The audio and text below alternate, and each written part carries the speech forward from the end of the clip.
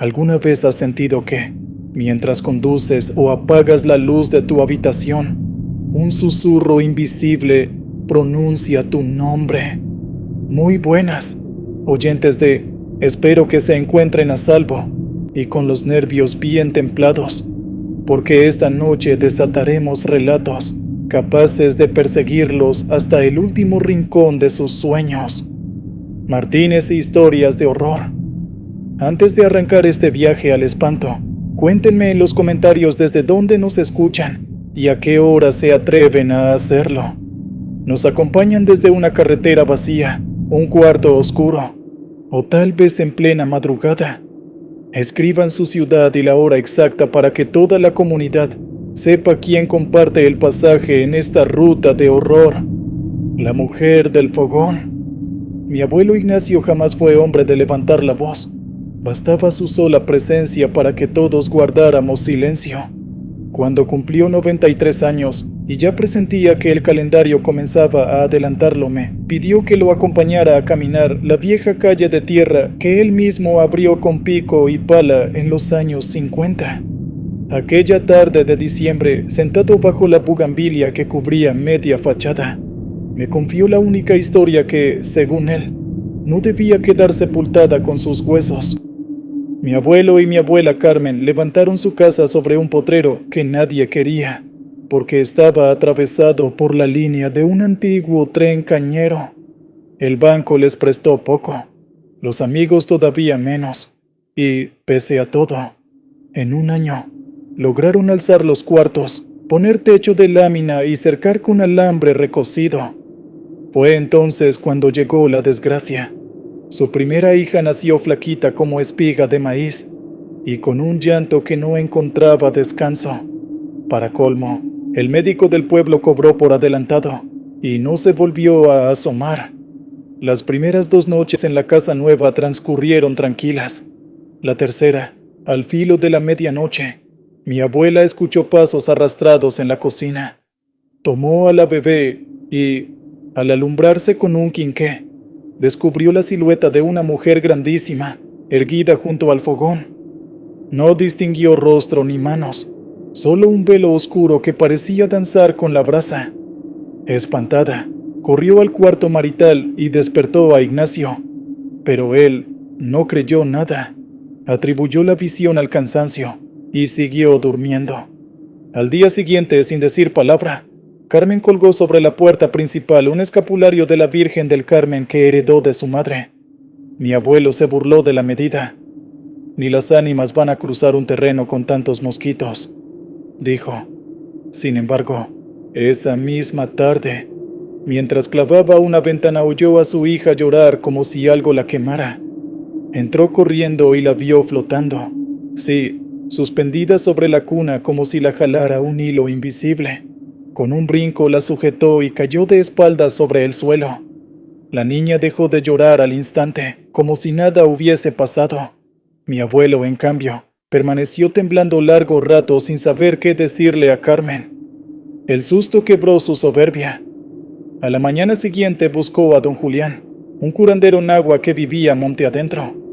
Don Julián revisó la casa completa, golpeando paredes con el nudillo.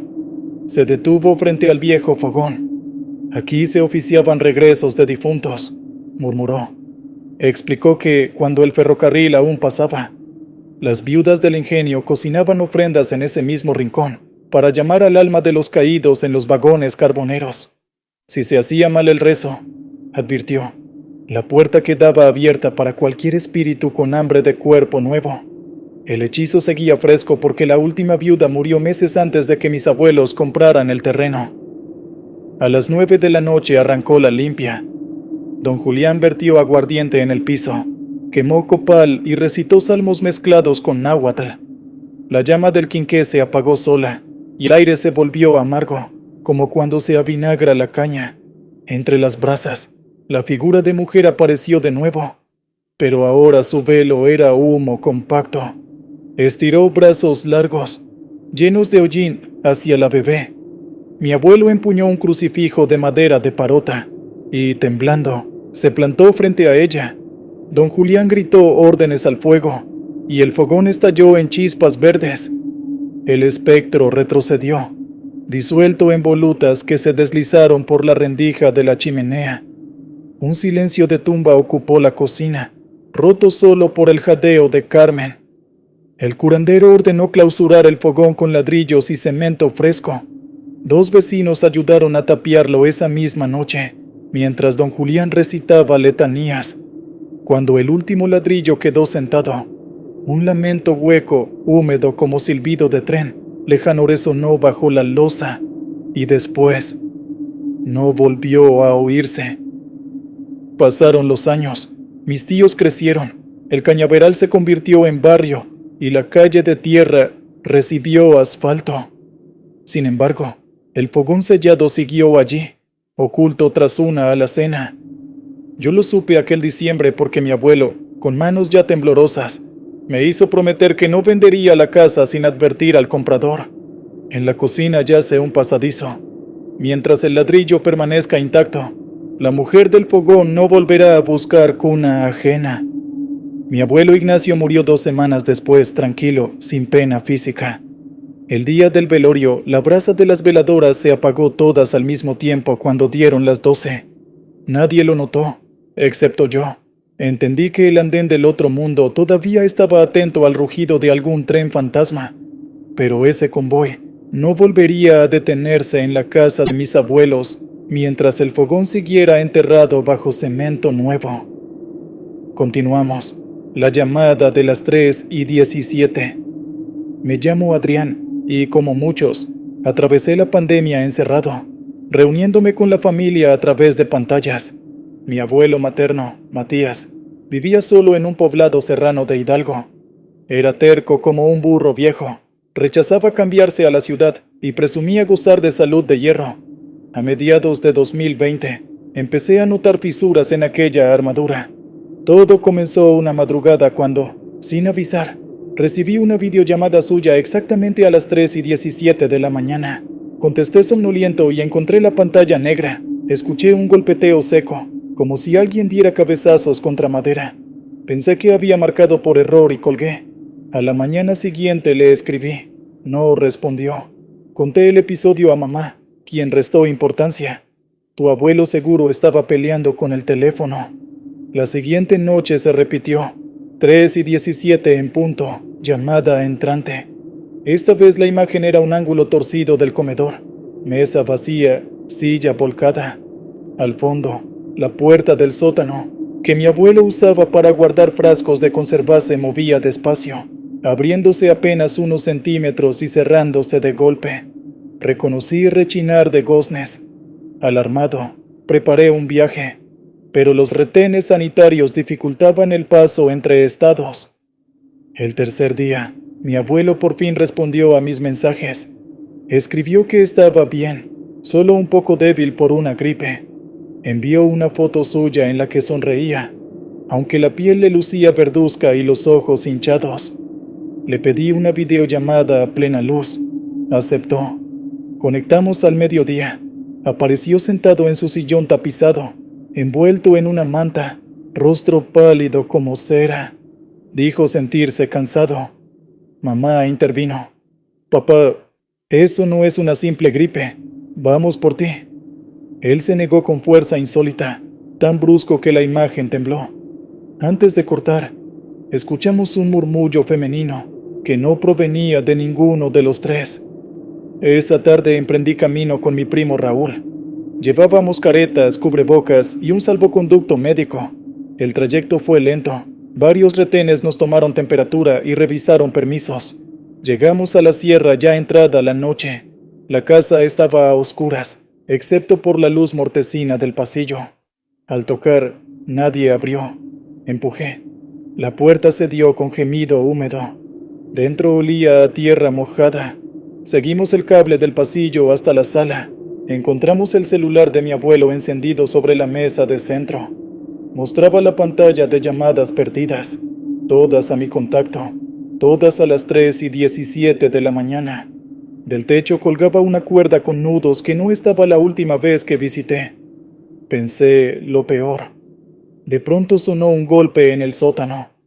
Raúl y yo bajamos la escalera crujiente. Una bombilla desnuda titilaba, revelando estantes llenos de frascos. Y, al fondo, una figura encorvada. Mi abuelo estaba de espaldas, desnudo de cintura arriba, la piel plagada de cortes lineales como arañazos paralelos. Movía la cabeza contra la pared repetidamente, marcando aquel golpeteo que yo había escuchado por el móvil. Corrí y lo sujeté de los hombros. Volteó. Sus ojos estaban completamente en blanco, pupilas perdidas en leche opaca. Intenté arrastrarlo, pero se aferró al suelo con fuerza desproporcionada. Raúl alumbró con la linterna del teléfono y vimos trazos pintados en el piso, círculos cubiertos de símbolos y letras invertidas. En el centro, una fotografía mía de niño, otra de mamá y, sobre ambas, un mechón de cabello canoso. Sentí el estómago revolverse. De los estantes, varios frascos estallaron al mismo tiempo, proyectando vinagre y semillas por el aire. Entre el estallido se escuchó un gruñido gutural que no salía de la garganta de mi abuelo, sino de todos los rincones a la vez. Raúl, desesperado, recitó Padre Nuestros mal aprendidos. Yo me limité a abrazar a Matías con una fuerza que me dejó los brazos entumecidos. Entonces apareció ella, una silueta femenina, alta, envuelta en sombras. Se materializó detrás de las cajas de mermelada. Su rostro era una máscara lisa, sin facciones, salvo una boca abierta en una sonrisa desbordada que goteaba algo negro. Extendió una mano desproporcionada hacia nosotros. En la otra sostenía la cuerda de nudos que habíamos visto colgar arriba. Comprendí que quería completar un pacto, usar el cuerpo anciano como peaje y luego reclamar el nuestro. Raúl, fuera de sí, buscó algo con que defendernos y halló una vieja cruz de ocote que la abuela había dejado años antes. Al blandirla, la entidad emitió un chillido que fundió la bombilla. El sótano quedó negro. A tientas, trepé con mi abuelo cuesta arriba, sintiendo detrás de nosotros una ráfaga helada y el susurro de pasos que no tocaban el suelo. En el pasillo, el reloj marcaba 3:16 de la mañana. Un segundo más y volvería la hora maldita. Dejé a Matías sobre la alfombra y me abalancé hacia el medidor eléctrico afuera de la casa.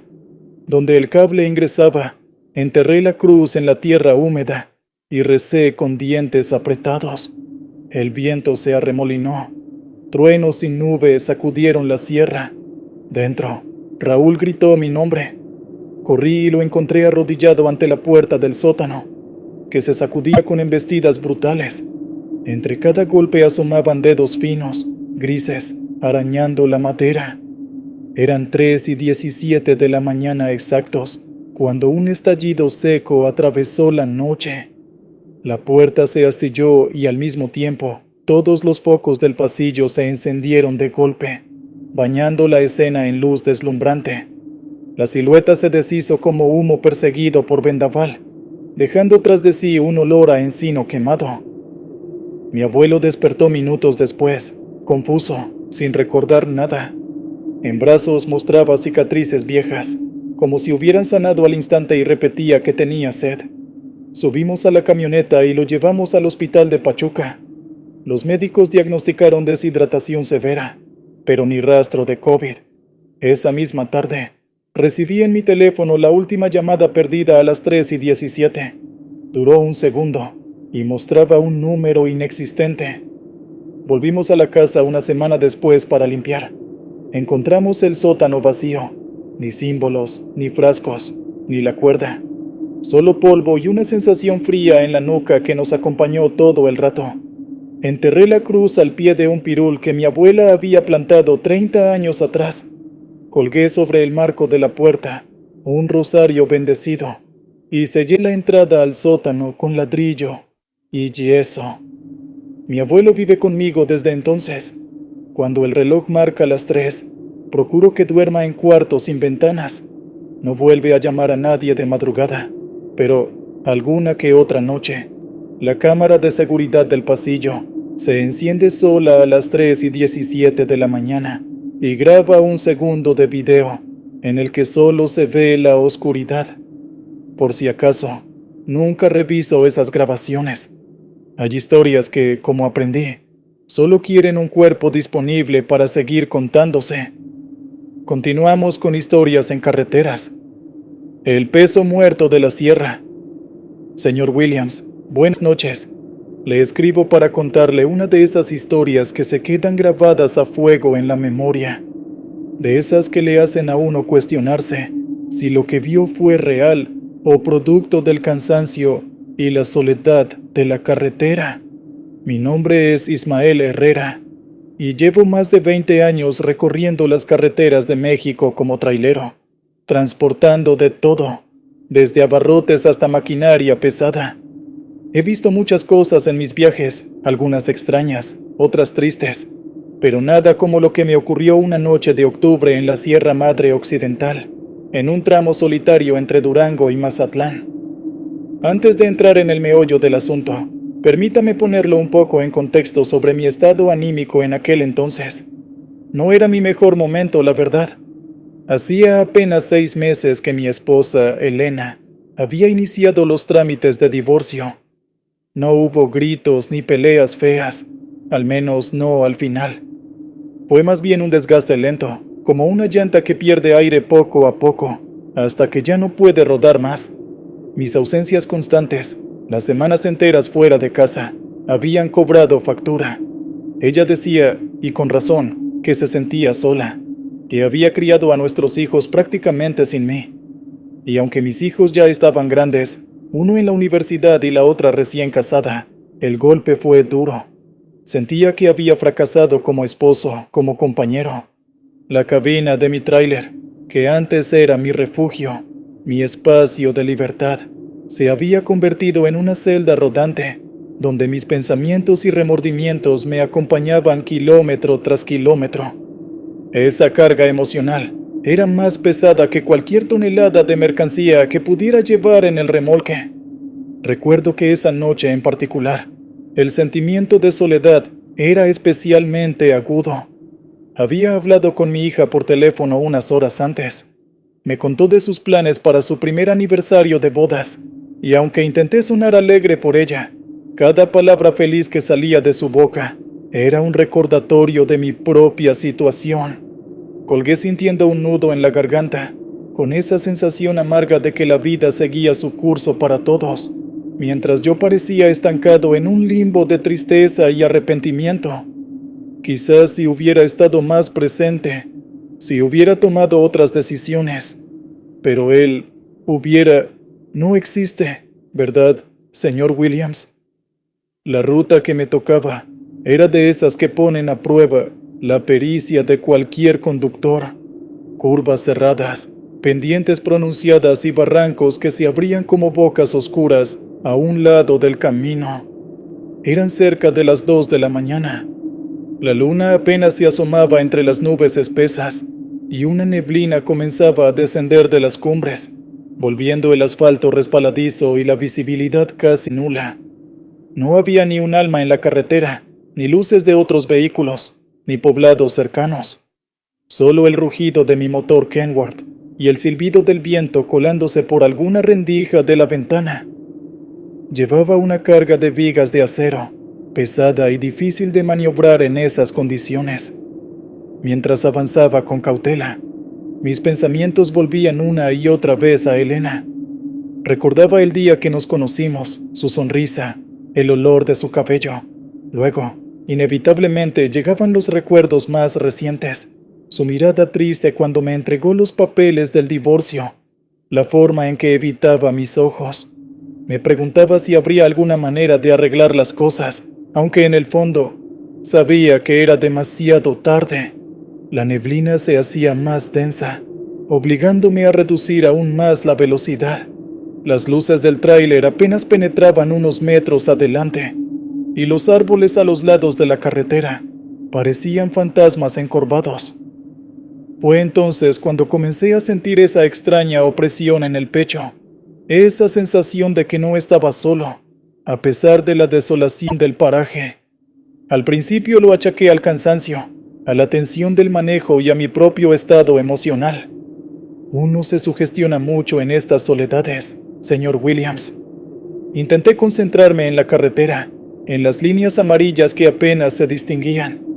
Puse la radio, pero solo se escuchaba estática, un ruido blanco que aumentaba mi nerviosismo. De repente, en una curva particularmente cerrada, tuve que frenar bruscamente. Algo o alguien estaba en medio de la carretera. Al principio, con la neblina, no distinguí bien qué era. Parecía un bulto grande, oscuro. Pensé que podría ser un animal, un venado o una vaca que se había escapado de algún rancho cercano. Apagué la música, que en realidad era pura estática, y agucé la vista. Con el corazón latiéndome a 1000 por hora, bajé un poco la ventanilla, a pesar del frío que calaba los huesos. El olor a pino y tierra mojada se mezcló con algo más, un olor dulzón y nauseabundo, como a carne descompuesta. Fue entonces cuando lo vi con más claridad. No era un animal, era una figura humana, o lo que parecía serlo, tendida boca abajo sobre el asfalto. Llevaba ropas oscuras y raídas. No se movía. Mi primer instinto fue pensar que había sido un accidente, que algún vehículo lo había atropellado y se había dado a la fuga. Sentí un escalofrío recorrer mi espalda. ¿Qué debía hacer? La zona era peligrosa, sin señal de celular, y yo estaba completamente solo, pero no podía simplemente dejar a alguien allí tirado. Con mucha precaución, encendí las luces intermitentes y bajé de la cabina. Agarré una linterna potente que siempre llevo conmigo y me acerqué lentamente. La neblina envolvía la escena, dándole un aire irreal y macabro. A medida que me acercaba, el olor fétido se hacía más intenso. Alumbré el cuerpo. Estaba inmóvil, en una posición extraña, como si lo hubieran arrojado desde una gran altura. No se veía sangre, al menos no a primera vista. «Hola», le dije, con la voz temblorosa. «Logos, ¿se encuentra bien?» Silencio. Solo el eco de mi propia voz y el latido de mi corazón en mis oídos. Me acerqué un poco más, con la linterna fija en la figura. Fue entonces cuando noté algo que me heló la sangre, debajo del cuerpo, extendiéndose unos centímetros sobre el asfalto mojado. Había una mancha oscura y viscosa que no parecía ser sangre. Era más densa, casi como aceite quemado, pero con ese olor repulsivo. Con la mano temblando, me incliné para intentar verle la cara, o al menos tomarle el pulso. Pero justo cuando estaba a punto de tocarlo, el cuerpo se crispó. No fue un movimiento brusco, sino lento, casi perezoso, como si estuviera despertando de un sueño profundo. Luego, comenzó a levantarse, pero no de una forma natural. Se irguió sin usar las manos, como si una fuerza invisible lo estuviera jalando hacia arriba desde la cabeza. Las articulaciones parecían crujir, un sonido seco y espeluznante en medio del silencio de la sierra. Retrocedí instintivamente, tropezando con mis propios pies. La figura quedó de pie, dándome la espalda. Era alta, mucho más de lo que había parecido en el suelo, y delgada hasta lo imposible. Sus ropas colgaban de una estructura ósea que se adivinaba debajo. Y entonces, lentamente, comenzó a girar la cabeza hacia mí. No el cuerpo, solo la cabeza. Giró y giró, más allá de lo que cualquier cuello humano podría soportar, hasta que su rostro quedó encarándome, aunque su cuerpo seguía de espaldas. Señor Williams, lo que vi no tenía descripción. No había ojos, solo cuencas vacías y oscuras que parecían absorber la luz de mi linterna. La piel era de un color grisáceo, tensa sobre los huesos, y la boca estaba abierta en una mueca silenciosa, que podría haber sido una sonrisa o un rictus de dolor infinito. No emitió ningún sonido, ningún gemido, ningún susurro, solo ese silencio aterrador y esa mirada vacía que parecía traspasarme el alma. El pánico se apoderó de mí. Solté la linterna, que cayó al suelo con un golpe sordo, y corrí hacia mi tráiler como alma que lleva el diablo. No sé ni cómo logré subir a la cabina. Arranqué el motor con manos temblorosas. Metí la primera y pisé el acelerador a fondo, sin importarme la carga, la neblina ni las curvas peligrosas. Miré por el retrovisor y la figura seguía allí, inmóvil en medio de la carretera, con la cabeza girada, observándome. Luego, la neblina la envolvió y desapareció. Conduje durante horas, sin parar, con el corazón desbocado y la imagen de aquella cosa grabada en mi mente. No me detuve hasta que llegué al primer parador concurrido, ya con las primeras luces del alba. Temblaba como una hoja y estaba empapado en sudor frío. Entré a la cafetería y pedí un café bien cargado. El encargado me miró raro, seguramente por mi aspecto demacrado. Le pregunté si había oído hablar de accidentes o de algo extraño en el tramo de la sierra que acababa de pasar. Me dijo que esa carretera era peligrosa, que muchos accidentes ocurrían allí, especialmente de noche y con neblina, pero nada sobre figuras extrañas o apariciones. Nunca supe qué fue lo que vi aquella noche. ¿Fue una alucinación producto del estrés y el cansancio? ¿Fue una víctima de algún crimen atroz? ¿O fue algo diferente? Algo que no pertenece a este mundo. Lo único que sé es que desde entonces evito esa ruta si puedo, y si tengo que tomarla, nunca lo hago de noche. La imagen de esa cabeza girando, de esas cuencas vacías, me persigue en mis pesadillas. Y lo más extraño, señor Williams, es que a veces, cuando estoy solo en la carretera, en esas noches largas y oscuras, vuelvo a percibir ese olor dulzón y nauseabundo. Y siento otra vez que no estoy solo.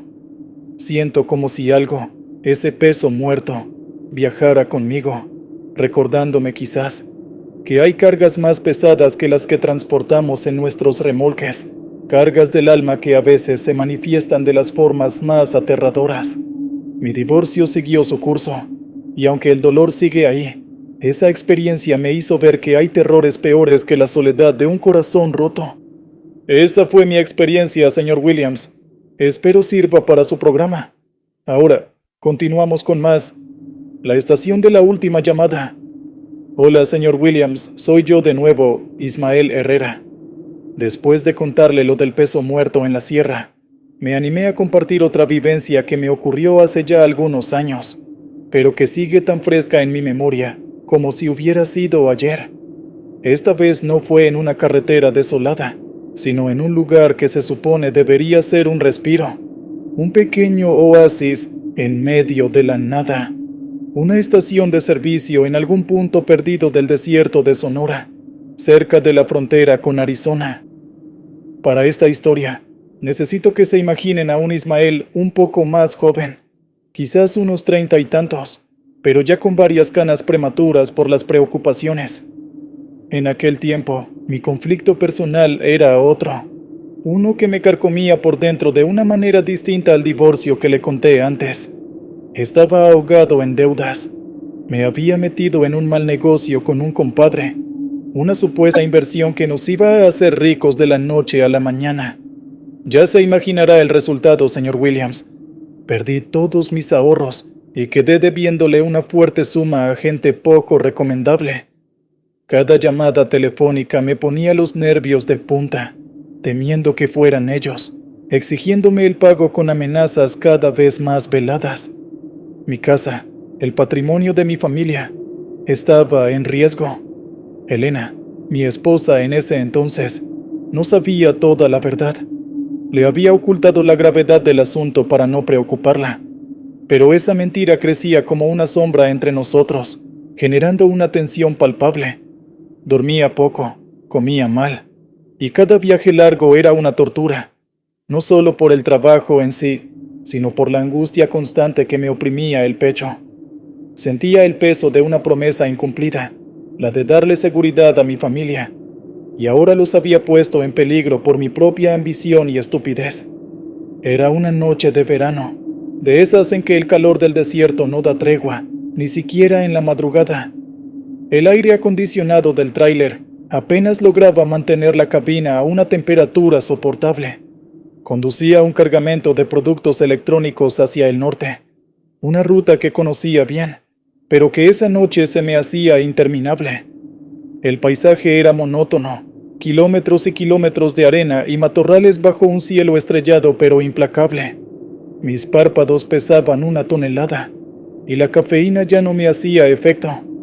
Decidí que necesitaba parar, estirar las piernas y tomar algo frío antes de seguir. Vi unas luces a lo lejos, un pequeño parpadeo en la inmensidad oscura. Era una gasolinera, una de esas viejas estaciones de carretera que parecen olvidadas por el tiempo. Tenía solo un par de bombas de gasolina oxidadas, una pequeña tienda con las ventanas sucias y un letrero de neón que apenas titilaba, con algunas letras fundidas, gas, E-E-E-N o algo así. No había otros vehículos ni rastro de vida, excepto por una luz mortecina que se filtraba desde el interior de la tienda. Me estacioné junto a la tienda, apagué el motor y el silencio del desierto me golpeó. Era un silencio profundo, casi doloroso, solo interrumpido por el zumbido lejano de algún insecto y el latido de mis propias sienes, recordándome mis problemas financieros. Bajé de la cabina sintiendo la arena crujir bajo mis botas y el aire caliente y seco en mi rostro. La tienda tenía una puerta de vidrio con una reja metálica. Adentro, un hombre mayor, encorvado y con una mirada cansada, estaba detrás del mostrador, leyendo un periódico viejo bajo la luz amarillenta de una bombilla solitaria. Entré y el hombre apenas levantó la vista. «Buenas noches», dije. Él solo asintió con la cabeza, sin decir palabra. El lugar olía a polvo, a café rancio y a algo más, un olor metálico sutil que no supe identificar. Compré una soda bien fría y unas galletas. Mientras pagaba, noté que en una esquina, junto a una máquina de hielo que no funcionaba, había un teléfono público, de esos antiguos, de disco, colgado en la pared. Me llamó la atención porque hacía años que no veía uno de esos, y menos en funcionamiento.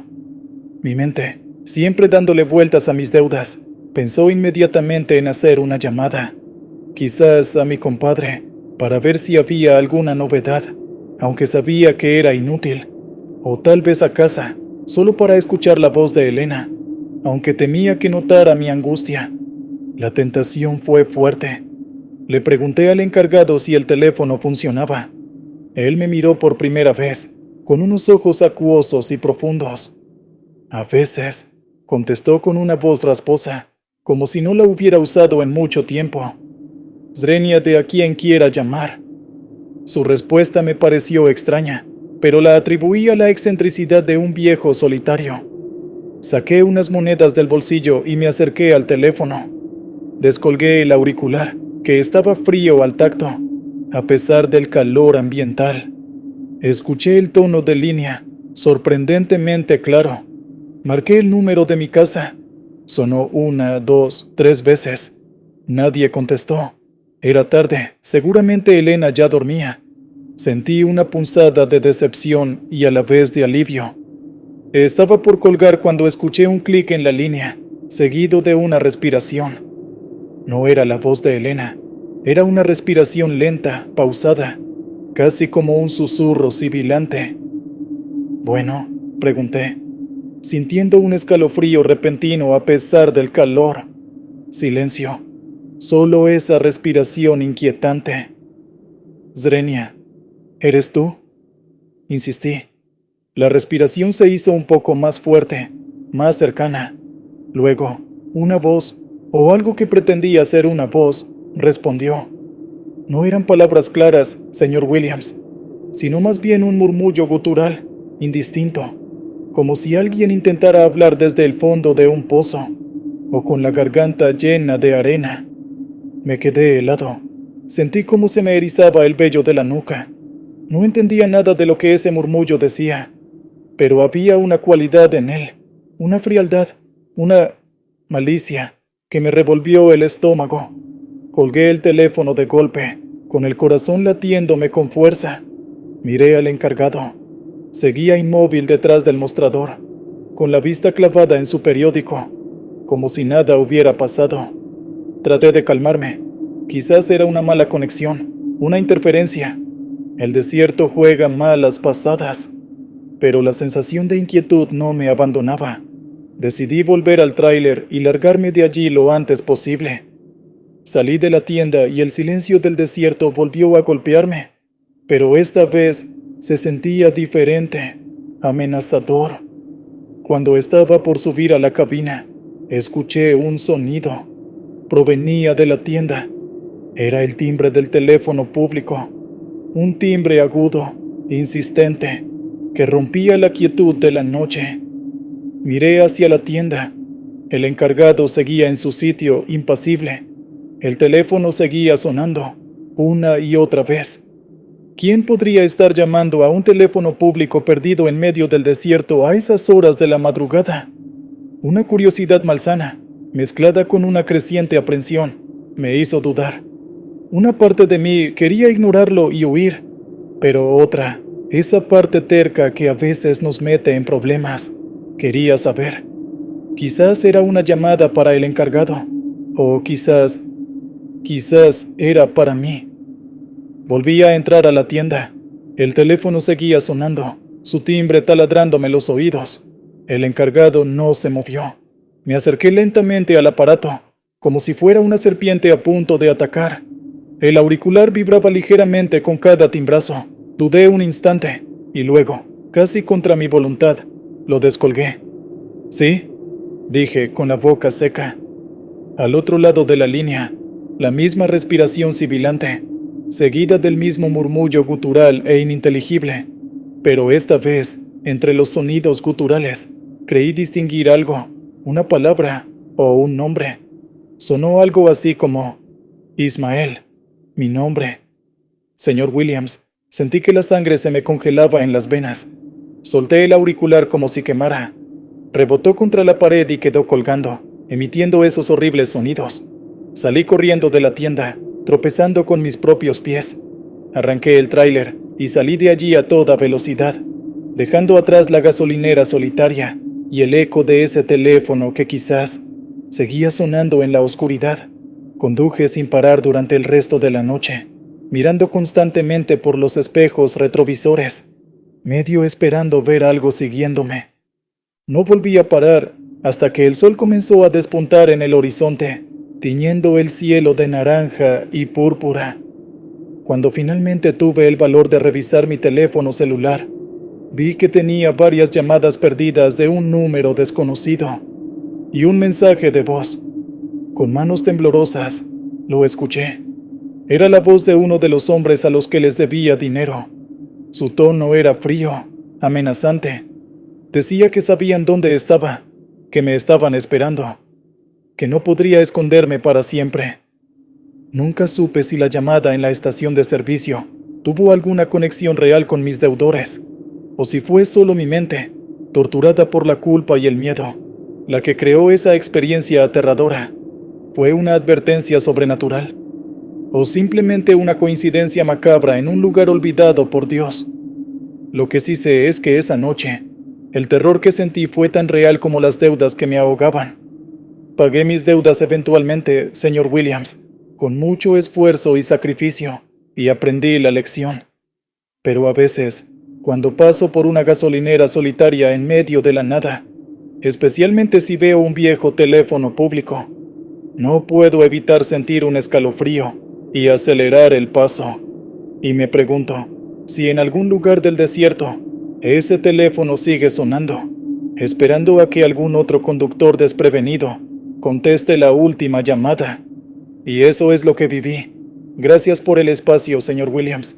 Sigamos escuchando las historias de la carretera. El lamento en el maizal.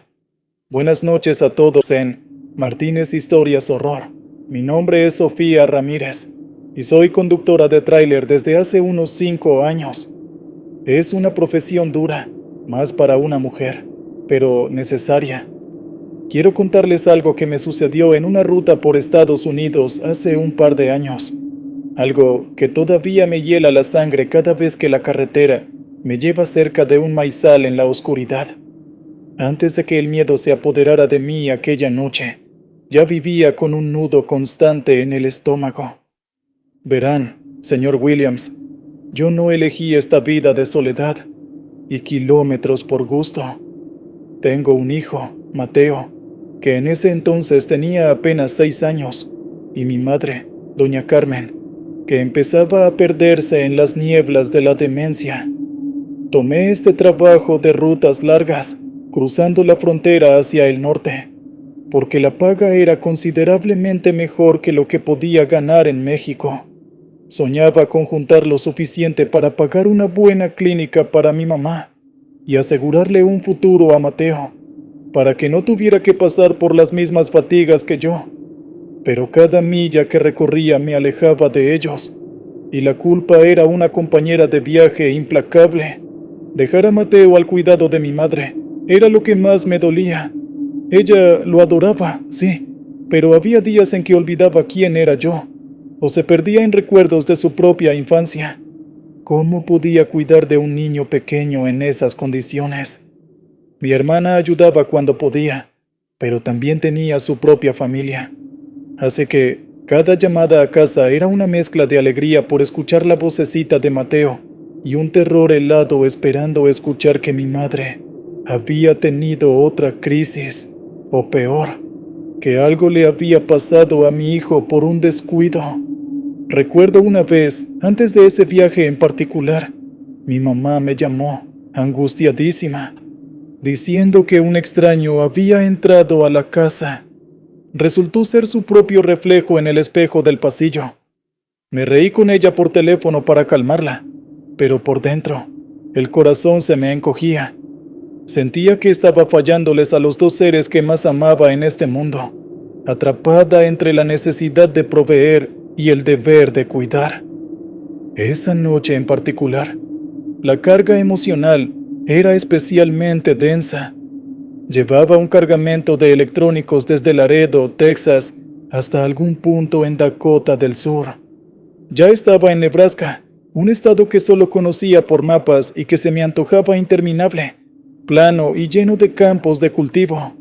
Eran cerca de la 1 de la madrugada y el cielo amenazaba con una tormenta de esas del medio oeste americano, con nubes negras que se arremolinaban en el horizonte y relámpagos silenciosos que iluminaban brevemente la vastedad oscura. El pronóstico del tiempo en la radio del tráiler no era nada alentador. Conducía por una carretera secundaria, la US 77 si mal no recuerdo, tratando de acortar camino según las indicaciones del GPS de la empresa, aunque mi instinto me decía que debería haberme quedado en la interestatal, a ambos lados de la carretera, hasta donde alcanzaba la vista. Se extendían maizales infinitos. Las plantas, altas y secas por la temporada, parecían un ejército de espectros inmóviles en la oscuridad, sus hojas susurrando con el viento creciente. El cansancio me estaba ganando, y la preocupación por una llamada que no había podido hacer a casa. La señal se había perdido hacía horas. Me tenía con los nervios de punta. La imagen de Mateo preguntando por mí y la de mi madre confundida se repetían en mi cabeza como un disco rayado. Estarían bien. Me extrañarían tanto como yo a ellos. Decidí que necesitaba parar unos minutos, estirar las piernas, tomar un café del termo y tratar de encontrar señal en el celular. Vi un pequeño ensanchamiento de tierra a un costado de la carretera, justo donde terminaba un maizal y comenzaba otro. Parecía un lugar tan bueno como cualquier otro en esa desolación. Apagué el motor del tráiler y el silencio que siguió fue abrumador, solo roto por el silbido del viento entre las hojas secas del maíz y el retumbar lejano de los truenos. El aire estaba cargado de electricidad y del olor a tierra mojada que precede a la lluvia. Bajé de la cabina y el viento frío me golpeó la cara. Estiré los brazos, tratando de sacudirme la tensión. Encendí el celular, pero como temía, seguía sin servicio. Maldita sea, mascullé entre dientes. Me recosté contra el lateral del tráiler, observando la inmensidad oscura de los campos. La soledad del lugar era palpable, casi sofocante. Pensé en Mateo, en su risa, en cómo le gustaba que le leyera cuentos antes de dormir. Pensé en mi madre, en la lucidez que a veces se asomaba en sus ojos, un destello de la mujer fuerte y amorosa que siempre había sido. Una lágrima rodó por mi mejilla. Me sentía tan pequeña, tan insignificante en medio de aquella nada. Fue entonces cuando lo escuché por primera vez. Un sonido débil, casi imperceptible, llevado por el viento. Al principio pensé que era el maullido de un gato o algún animal pequeño, pero mientras aguzaba el oído, me di cuenta de que no. Era un lamento, un quejido suave y lastimero, como el de un niño muy pequeño que llora con desconsuelo. Venía de la profundidad del maizal, de entre esas hileras oscuras y apretadas de plantas. Mi corazón dio un vuelco. Instintivamente pensé en Mateo. La angustia que llevaba dentro se magnificó, transformándose en un miedo irracional. Swing, pregunté en voz alta, aunque sabía que era absurdo. ¿Hay alguien ahí? Solo el viento me respondió, arrastrando consigo ese lamento intermitente. Era tan bajo, tan sutil, que por momentos dudaba si realmente lo estaba escuchando o si era producto de mi imaginación, de mi mente agotada y atormentada por la culpa.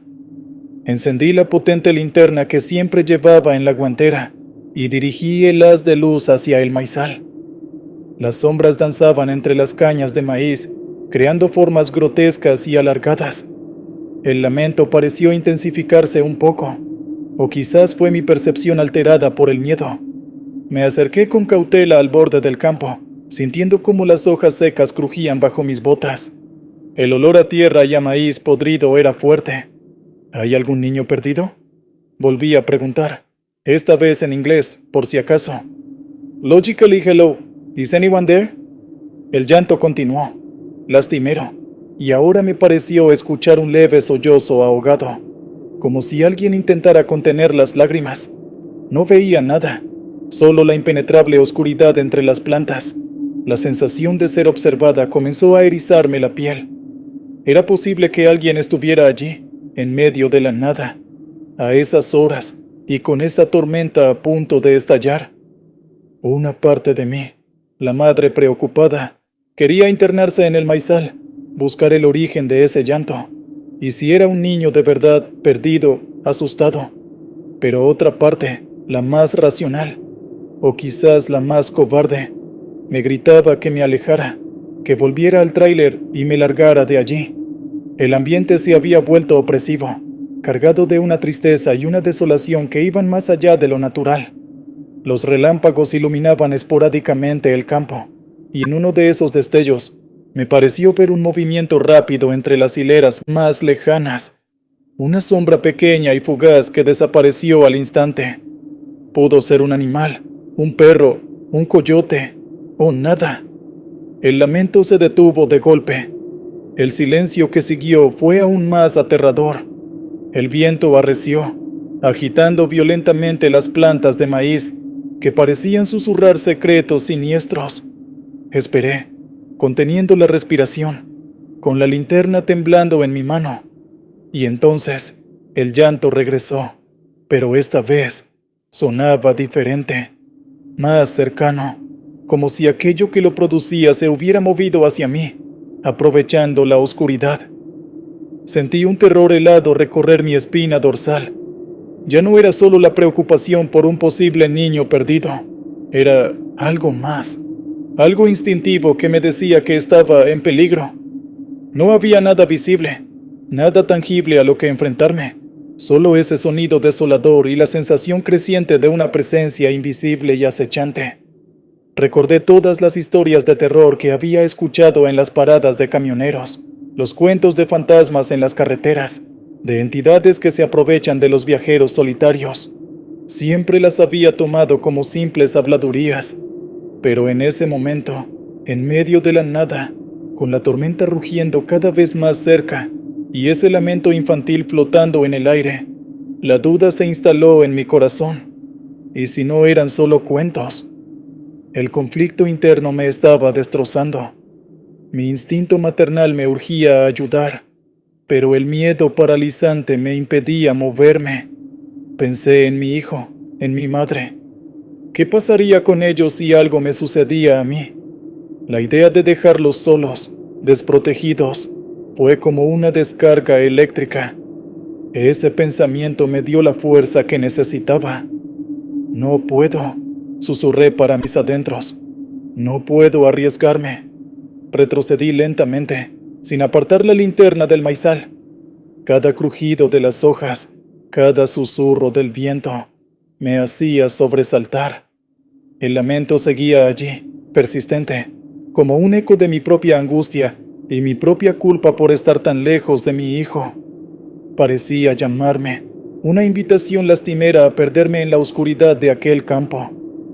Llegué al tráiler y subí a la cabina con manos torpes. Cerré la puerta con seguro y encendí el motor. Las luces del camión iluminaron un tramo del maizal, pero no revelaron nada más que plantas agitándose frenéticamente. Puse la marcha y aceleré, saliendo de aquel ensanchamiento de tierra lo más rápido que pude, levantando una nube de polvo. Mientras me alejaba, miré una última vez por el espejo retrovisor. El maizal se perdía en la oscuridad, pero por un instante, bajo el resplandor de un relámpago, creí ver una pequeña figura de pie al borde del campo, apenas una silueta contra la negrura, demasiado pequeña para ser un adulto, demasiado inmóvil para ser un animal. No hizo ningún gesto, no emitió ningún sonido que pudiera oír por encima del motor. Solo estaba allí, observando, o quizás solo fue mi imaginación, jugándome una mala pasada. No paré de conducir hasta que llegué a una estación de servicio bien iluminada y concurrida. Muchas millas después, la tormenta finalmente se había desatado con toda su furia, y la lluvia golpeaba el parabrisas con violencia. Estaba temblando, y no solo por el frío. Entré a la cafetería, pedí un café y me senté en una mesa, tratando de calmar mis nervios. Cuando finalmente recuperé la señal del celular, llamé a casa. Escuchar la voz somnolienta de Mateo y la de mi hermana asegurándome que todo estaba bien fue el mayor alivio que había sentido en mucho tiempo. Nunca supe qué fue lo que escuché aquella noche en el maizal de Nebraska. ¿Fue realmente un niño perdido? ¿Un animal? ¿O fue, como a veces sospecho en mis noches de insomnio, algo más? Algo que se alimentó de mi miedo, de mi culpa, de mi soledad. Quizás solo fue el viento, y mi mente cansada y preocupada hizo el resto. Pero ese lamento, señor Williams, ese llanto desolador, se quedó conmigo. A veces, cuando el viento sopla de cierta manera entre los árboles o los edificios, creo volver a escucharlo, y el recuerdo de aquella noche y de esa pequeña y oscura figura al borde del maizal regresa para atormentarme. Ya no trabajo haciendo rutas tan largas por Estados Unidos. Encontré algo más cerca de casa, aunque la paga no es la misma. Prefiero la tranquilidad de mi espíritu y la cercanía de mi familia. Pero la carretera, como usted sabe, nunca te suelta del todo.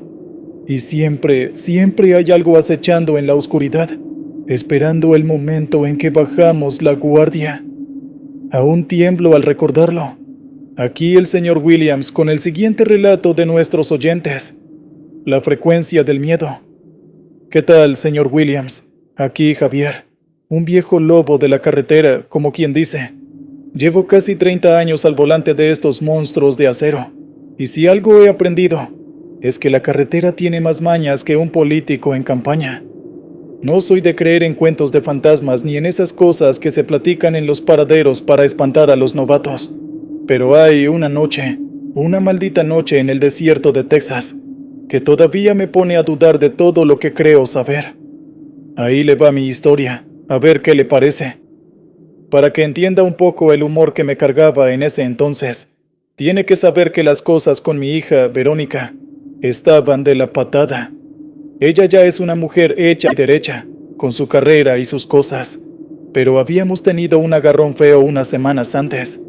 Que si yo nunca estaba, que si no la apoyaba, que si mi vida en el tráiler era más importante que ella.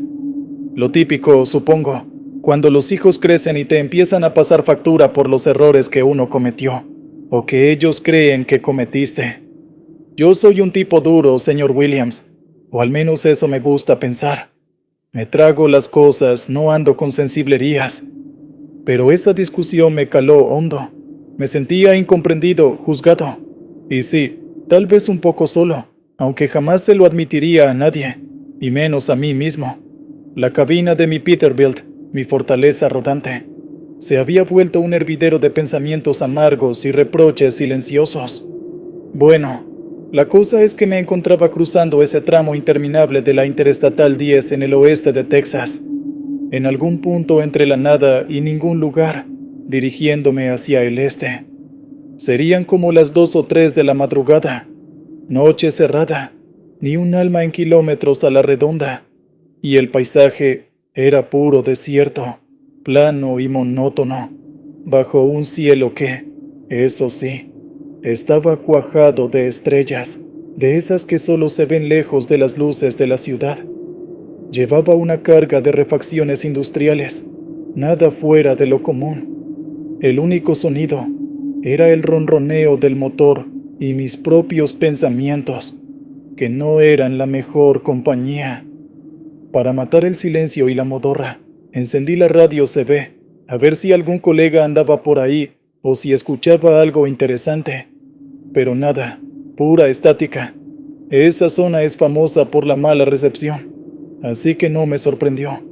Jugueteé un poco con el selector de canales, buscando alguna conversación perdida, algún reporte del camino. En un momento dado, en un canal que usualmente está vacío, la estática pareció cambiar. No sé cómo explicarlo, señor Williams, pero no era el típico ruido blanco. Era una estática más organizada, por decirlo de alguna manera, como si entre el chisporroteo hubiera algo más, algo tratando de formarse. Agucé el oído, y entonces, entre el ruido, creí escuchar susurros, muy débiles, ininteligibles, como si varias personas hablaran a la vez desde muy lejos, o detrás de una pared muy gruesa. ¡Qué carajos!, pensé. Le subí un poco al volumen, pero los susurros seguían siendo confusos, escurridizos. Lo achaqué a la fatiga, a la sugestión. Apagué la CB y encendí la radio AM/FM, buscando alguna estación de música country o de noticias nocturnas para distraerme. Después de un rato de buscar entre puro ruido, encontré una señal débil. Parecía ser una de esas viejas radionovelas o un programa de declamación, algo que ya casi no se escucha. La voz del locutor era profunda, pausada, con un eco extraño. Al principio no le presté mucha atención, pero luego el contenido de la transmisión comenzó a inquietarme. Hablaba de la soledad, de la incomprensión, de lazos rotos. No de forma directa, no mencionaba nombres ni situaciones específicas, pero los temas resonaban de una manera muy particular con lo que yo estaba viviendo con mi hija. Frases como la distancia no siempre es física, o a veces las palabras que no se dicen son las que más hieren, o el orgullo es un mal consejero en el camino de la reconciliación. Cosas así. La voz del locutor era monótona, casi fúnebre, y entre cada frase había pausas largas, llenas de una estática que parecía respirar. Traté de cambiar de estación, pero en todas las demás solo había más ruido o interferencia. Volví a la que estaba escuchando, y el tono se había vuelto más sombrío. Ahora parecía narrar una historia sobre un hombre viejo que se quedaba solo, abandonado por sus seres queridos, debido a su terquedad y su incapacidad para expresar sus sentimientos. Cada palabra era como un pequeño martillazo en mi conciencia. Me sentí expuesto, como si esa voz anónima estuviera hurgando en mis heridas más recientes. Esto es una estupidez, me dije. Pura coincidencia. ¿Estás cansado, Javier? Apagué la radio. El silencio de la cabina volvió a ser total, solo interrumpido por el rugido del motor. Pero la sensación de inquietud no se iba. Al contrario, parecía crecer. A los pocos minutos, empecé a escuchar un zumbido leve, casi imperceptible. Pensé que era el motor, alguna vibración nueva, pero número. El zumbido parecía venir de todas partes y de ninguna a la vez. Y luego, entre ese zumbido, volvieron los susurros. Esta vez, sin la radio encendida. Eran más claros, aunque seguían siendo confusos, como si el viento los trajera desde muy lejos y los filtrara a través de alguna barrera invisible. Me llevé las manos a los oídos, pero los seguía escuchando, o creyendo escucharlos, dentro de mi cabeza. El corazón me empezó a latir con más fuerza. Miré a mi alrededor, a la oscuridad del desierto, esperando ver algo, cualquier cosa que explicara lo que estaba pasando, pero no había nada. Solo la carretera vacía y la noche impenetrable. Empecé a sudar frío. Nunca en mi vida había sentido un miedo así.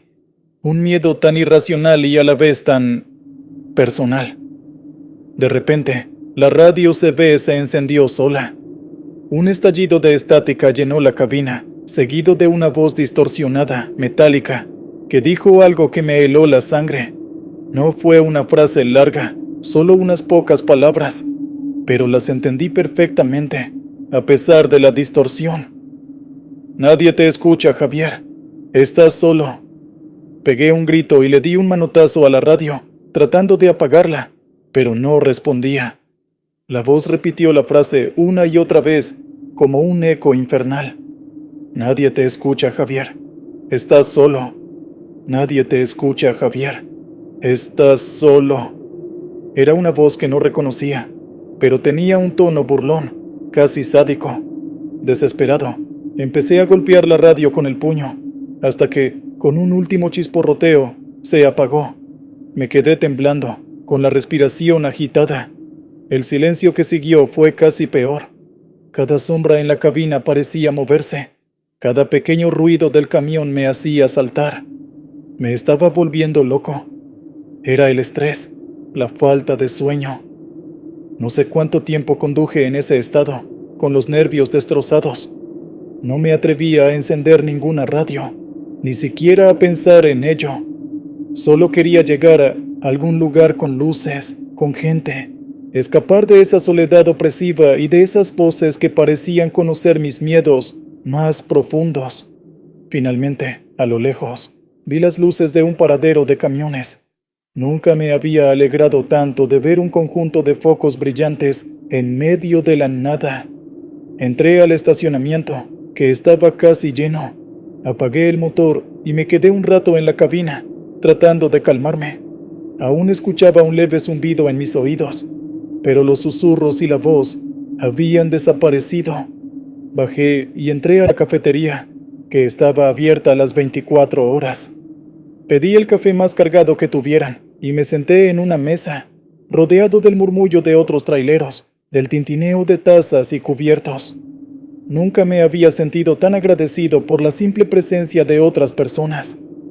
Al día siguiente, llevé el camión a un taller para que revisaran la radio CB y la radio AM/FM. Les conté que habían estado fallando, pero omití los detalles más extraños. El mecánico las revisó de arriba a abajo. ¿Sabe qué me dijo, señor Williams? Que ambas radios estaban en perfecto estado, que no encontró ninguna falla, ningún cable suelto, nada que explicara un comportamiento errático. Desde esa noche ya no soy tan escéptico. No sé qué fue lo que pasó. Pudo ser el cansancio, el estrés por mi situación con Verónica. O tal vez, solo tal vez, hay frecuencias en la carretera, en la soledad del desierto, que captan cosas que no deberían ser escuchadas, ecos de nuestros propios miedos o algo más. Algo que se aprovecha de nuestras debilidades cuando estamos más vulnerables. Volví a hablar con mi hija unas semanas después. No fue fácil. El orgullo es duro de roer, pero lo hice. Las cosas no se arreglaron de la noche a la mañana, pero empezamos a escucharnos un poco más. Quizás esa experiencia en el desierto, por aterradora que fuera, me sirvió para darme cuenta de que, en efecto, no quería estar solo. Espero que mi relato les haya puesto los pelos de punta. Continuamos con la siguiente historia en Martínez Historias de Horror.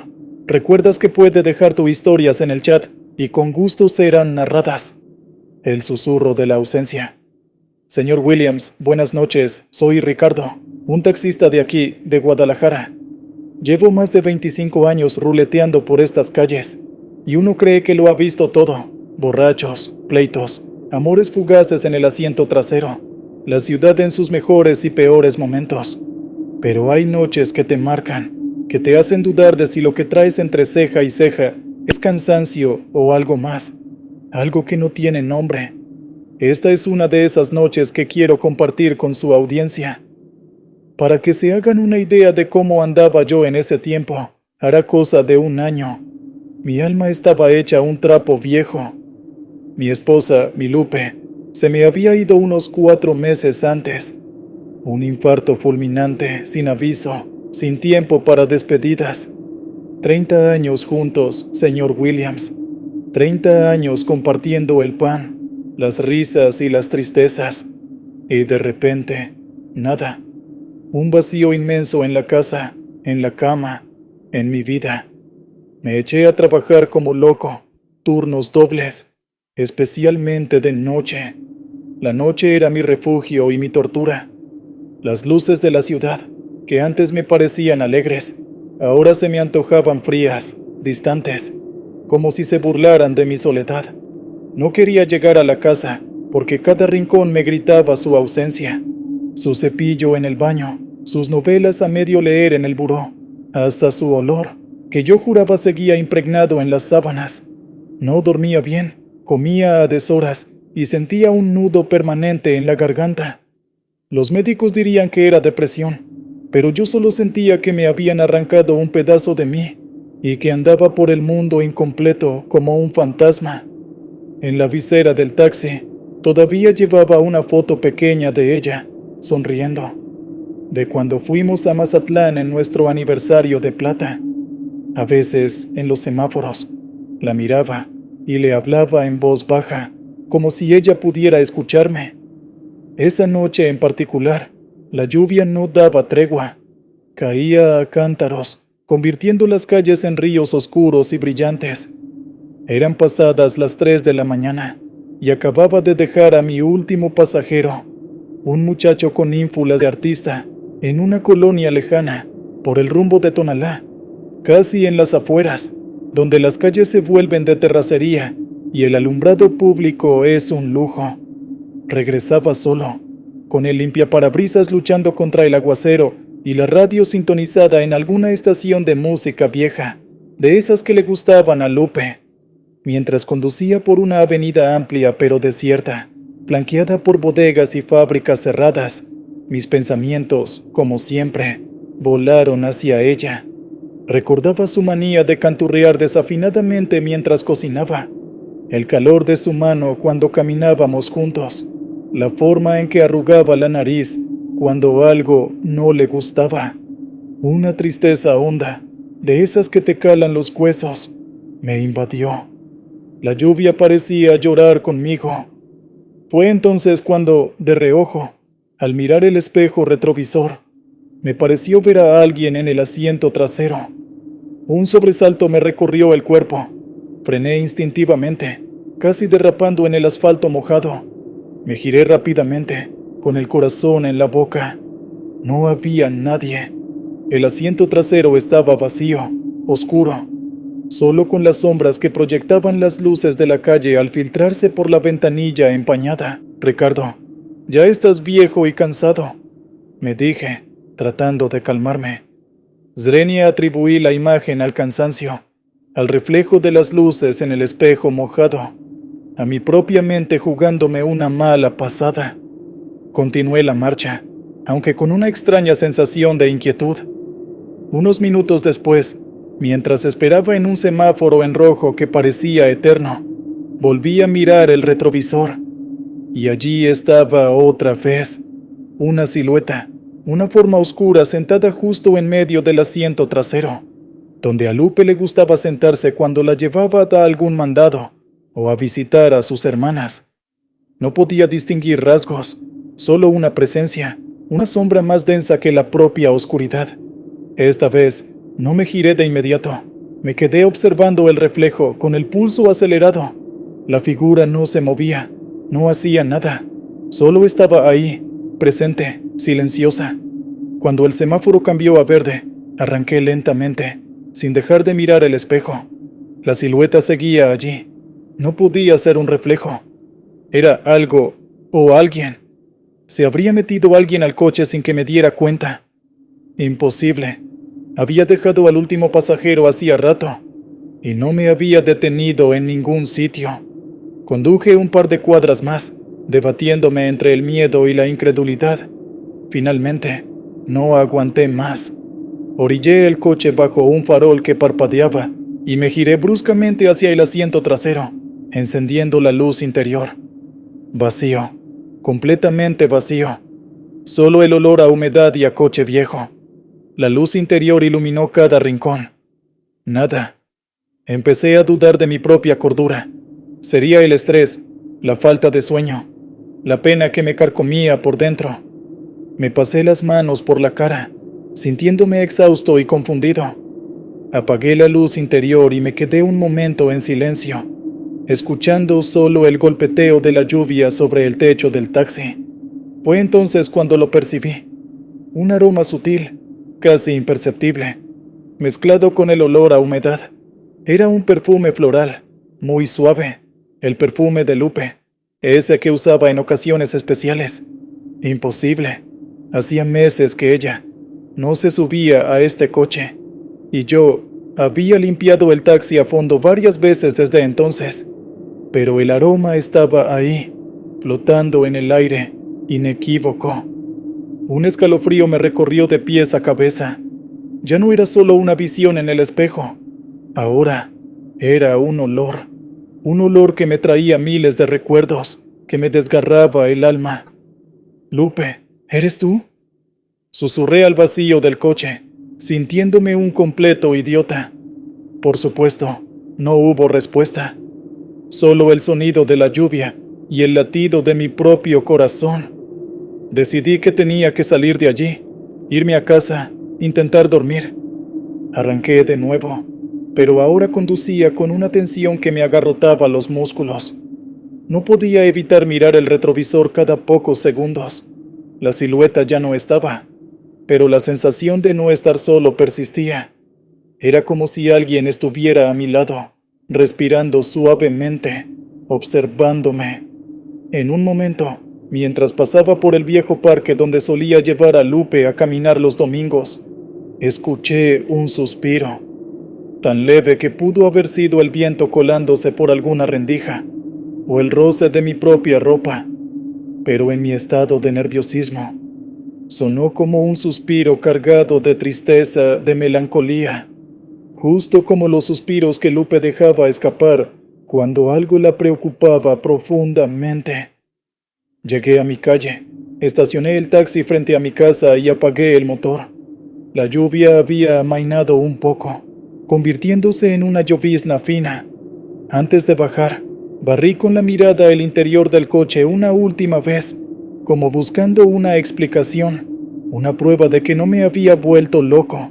Y entonces, en el asiento trasero, justo en el lugar donde había visto la silueta, noté algo pequeño y brillante en la penumbra. Me estiré con cautela y lo recogí.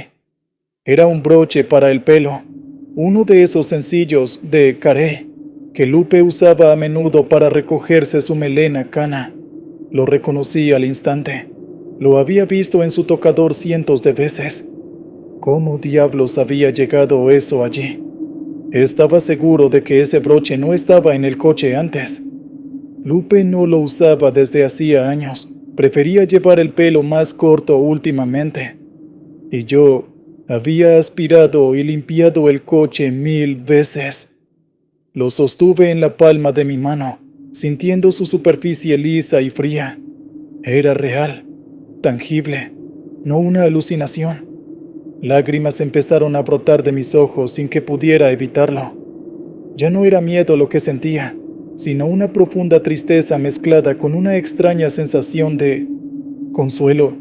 Era posible que mi Lupe, de alguna manera, hubiera estado allí conmigo, tratando de decirme algo.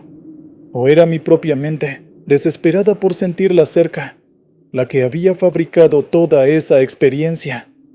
Entré a la casa vacía, con el broche apretado en mi mano. Esa noche no dormí.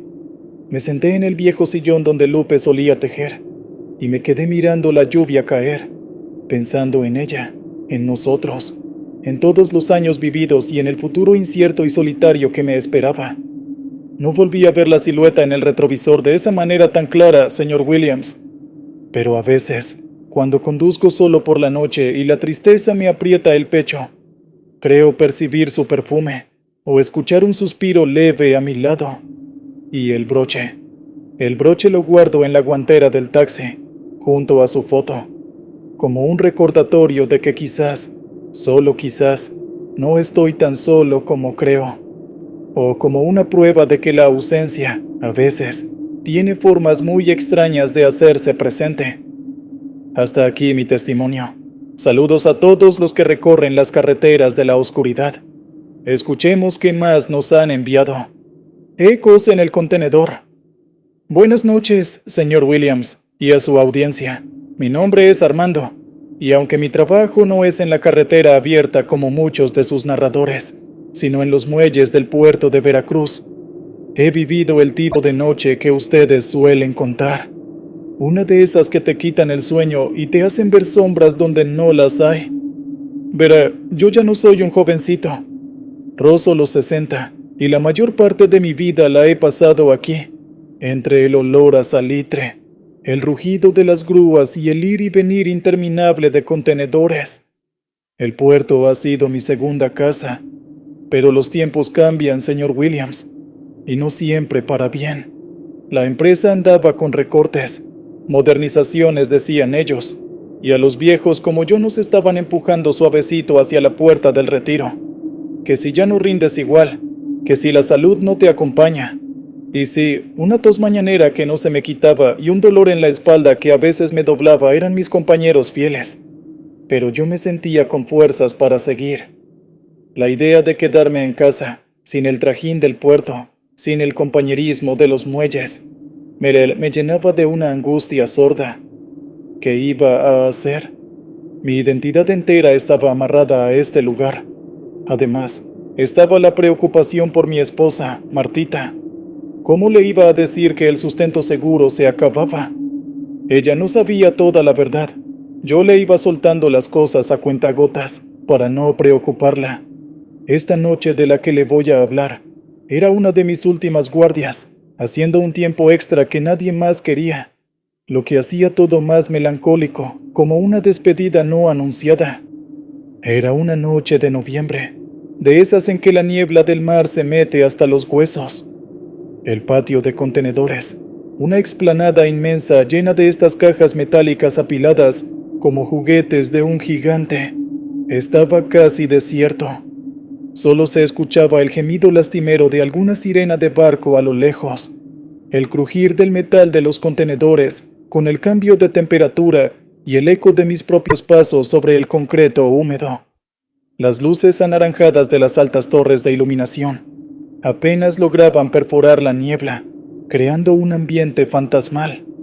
Mi tarea era revisar una serie de contenedores que iban a ser embarcados al amanecer, verificar sellos, cotejar manifiestos, la rutina de siempre. Todo iba con normalidad, dentro de lo tétrico del ambiente, hasta que llegué a un contenedor en particular. Estaba en una fila apartada, casi al final del muelle, donde la oscuridad era más densa. Según el manifiesto, un papel arrugado que apenas podía leer con la luz de mi linterna, debía contener piezas de maquinaria textil, con destino a algún puerto en Europa.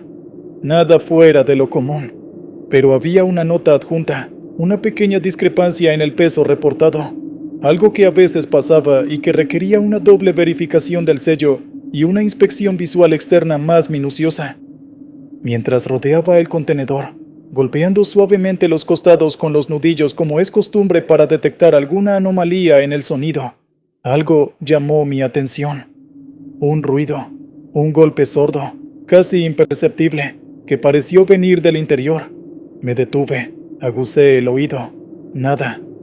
Debió ser el metal contrayéndose por el frío, pensé, o quizás alguna rata curiosa, aunque era raro en contenedores sellados. Continué mi inspección, revisando el número de serie, el estado de las puertas, el sello de plomo que aseguraba la carga. Todo parecía en orden. Estaba a punto de marcarlo como verificado en mi tablilla cuando volví a escuchar el golpe. Esta vez fue más claro, más definido. Un solo golpe, seco, como si alguien hubiera dado un puñetazo desde adentro contra la pared metálica. Me quedé inmóvil, con la linterna fija en el costado del contenedor. El corazón me empezó a latir un poco más rápido. Component placement. Tranquilo, Armando, me dije. No empieces con tonterías. Podría ser la carga misma, alguna pieza pesada que se había movido. Aunque era extraño, usualmente la carga industrial viene bien trincada. Entonces, escuché 3 golpes más, rítmicos, espaciados casi uniformemente. Tum, tum, tum. Ya no había duda. Eso no era el metal contrayéndose ni la carga moviéndose al azar. Eso era deliberado. Alguien o algo estaba golpeando desde adentro. Señor Williams, uno en este trabajo aprende a no asustarse fácil. Hemos visto cosas raras, contenedores con polizones, mercancía ilegal. Pero esto era diferente. Este contenedor estaba sellado y el sello estaba intacto. Nadie podría haber entrado o salido sin romperlo. Y según el manifiesto, solo había maquinaria inerte ahí dentro. ¿Hola?, dije en voz alta, sintiéndome un completo estúpido al hablarle a una caja de metal. ¿Hay alguien ahí? Mi voz sonó débil contra el inmenso silencio del muelle, apenas audible por encima del lejano murmullo del mar. Como respuesta, los golpes se repitieron, pero esta vez más fuertes, más insistentes. Tum, tum, tum, tum, tum, tum.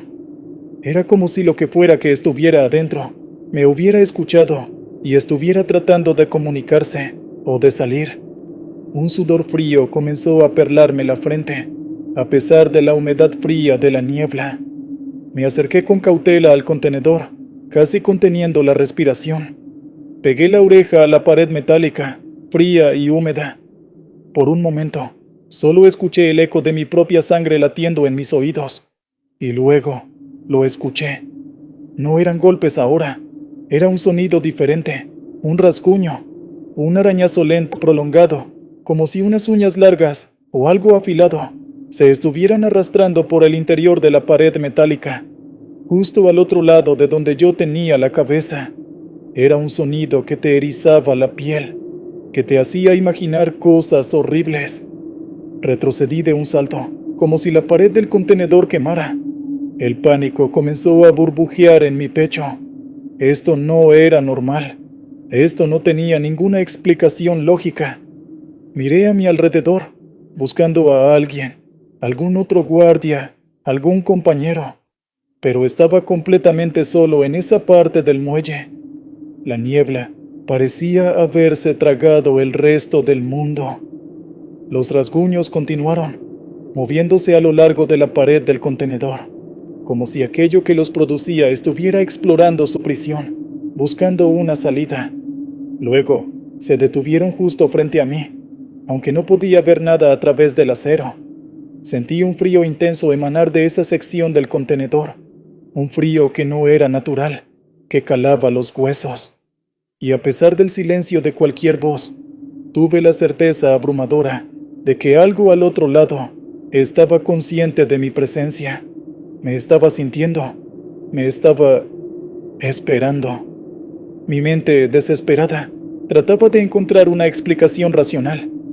Un animal exótico que se había colado. Alguien atrapado por accidente. pero el sello intacto lo desmentía. Y ese frío, ese rasguido metódico, eso no era animal. Los golpes regresaron, pero esta vez eran más suaves, casi débiles, y acompañados de una especie de frotamiento, como si algo pesado y blando se estuviera restregando contra el metal desde adentro. Y luego, un sonido que me heló la sangre por completo, un leve crujido, seguido de lo que sonó como un suspiro largo y tembloroso, aunque no era un suspiro humano, era más como el aire escapando lentamente de algo grande y hueco. Y todo, siempre, en el más absoluto silencio vocal. Ya no aguanté más. Dejé caer mi tablilla y mi linterna, que rebotó en el concreto con un ruido metálico, y corrí. Corrí como alma que lleva el diablo sin mirar atrás, alejándome de ese maldito contenedor y de lo que fuera que albergara en su interior. No paré hasta llegar a la caseta de vigilancia principal, donde estaba mi compañero de turno, un joven llamado Miguel. Llegué sin aliento, pálido como un muerto. Miguel me miró asustado. «Zrenia, ¿qué le pasa a don Armando? ¿Vio un fantasma o qué?», me preguntó entre preocupado y burlón. Traté de explicarle, con la voz entrecortada, lo que había escuchado. Los golpes, los rasguños, el frío. Él me escuchó con escepticismo, pero al ver mi estado, algo de duda debió cruzar por su mente. Me ofreció un café y me dijo que me calmara, que seguro era el cansancio o la niebla que juega malas pasadas. Reporté la discrepancia del manifiesto y la necesidad de una inspección más a fondo de ese contenedor en particular, omitiendo los detalles más extraños de los sonidos. Solo mencioné ruidos inusuales, posible carga mal estivada. No quería que me tomaran por loco, especialmente ahora que mi puesto pendía de un hilo. Al día siguiente me enteré de que el contenedor había sido movido a una zona de inspección especial. Nunca supe qué encontraron adentro, si es que encontraron algo fuera de lo normal. Nadie comentó nada. Quizás solo eran piezas de maquinaria, como decía el manifiesto. Quizás todo fue producto de mi imaginación, de mi estrés por el retiro, de la soledad de esa noche neblinosa. Pero yo sé lo que escuché, señor Williams, y sé el frío que sentí. Desde esa noche, ya no veo los contenedores de la misma manera. Esas cajas metálicas, que antes eran para mí simples recipientes de mercancía, ahora me parecen ataúdes gigantes, llenos de secretos y, quizás, de ecos silenciosos que esperan en la oscuridad a que alguien los escuche. Dejé el puerto poco después. El retiro anticipado se concretó. A veces, cuando el viento sopla fuerte desde el mar y golpea las ventanas de mi casa, creo escuchar esos mismos golpes sordos, esos rasguños sigilosos, y me pregunto qué viajaba realmente en ese contenedor, qué mercancía silenciosa aguardaba en su interior, y si alguna vez logró salir. Esa fue mi experiencia, señor Williams. Espero sirva para su programa. Gracias a todos por escucharnos esta noche. Un fuerte abrazo.